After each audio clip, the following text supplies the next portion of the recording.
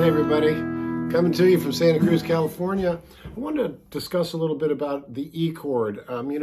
Generally a lot of us hit an E chord like this, which is fine. And they got the second finger on the second fret of the A, third finger right under it on the second fret of the D, and then first finger on the first fret of the G. So that's a good way to play E, and you can do a lot of things with it. But when it comes to getting to a barred chord, it just occurs to me, this is such a simple thing to say, but if you finger it differently, put the third finger on the second fret on that B note of the A string, and tuck your pinky under it,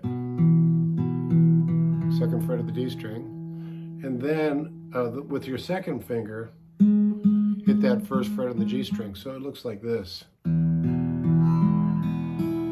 It sounds the same as this, but what it allows, the reason I'm broaching the subject is because when you want to go to a bar chord, if you've got it fingered like this, and you're in E, and then let's say you want to move up to F, where you can just bar it.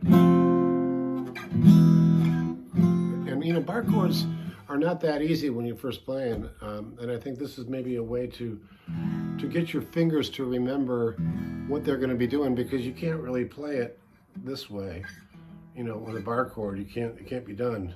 So why not get comfortable with this particular fingering, okay? And then as you get, before you even do a bar chord, and you're just trying to get used to moving that shape around, that particular configuration, right? What you can do is you can go up to the A. So you got the fifth fret here. Normally it would be barred like this. But you can forget about the bar and just do this much. And, it sounds pretty decent. And same thing on the B, which is the 5 chord. It's going to sound different because you've got that 1 in there, right? So, you could either, if you can't do a bar, what you could do is, that just occurs to me, is you could put on the B chord, you could put the 7th fret of the low E string in there. And that's kind of fun. Same thing on the A, G. So what I'm trying to do is make it a little bit more accessible to do bar chords, whether you're ready to do the bar chord and you have the strength in your hand.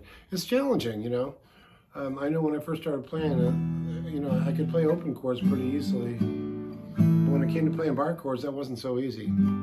And then the next step after that, as long as you're in this realm of the sort of doing the right configuration of fingering for where you're about to go, you can do the same thing as an E. Just open that G string for an E minor chord, which is an easy chord, and we generally play it like this. But if you play it like that, once again, you can go to an F minor by barring F sharp, G, and so on. And so that one you don't get, you still can mess around.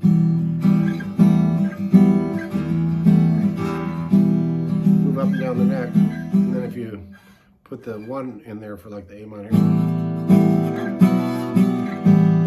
it doesn't work that well, but I'm just trying to find a way that it's more friendly for someone who's struggling doing bar chords. So at the very least, with the E major, I think this is a worthy aspiration, because once you get comfortable doing that and laying your fingers down that way, you're that much more, towards being successful with bar chords. So ideally, you should be able to just so on. Now, granted, it's still a physical challenge when you first start playing to play those big bar chords. It's probably easier on electric guitar, but a lot of you play acoustic primarily, so that's my little take on how to get your fingers used to doing the form of E, in this case, like that you can use going up the neck, G, A, B, C, and so on, all the way up. So there's my E bar chord assistance. I hope you like that, and if you do, come and hit me up at jimmydillon.com. I got a whole bunch of stuff for you there. See you down the road.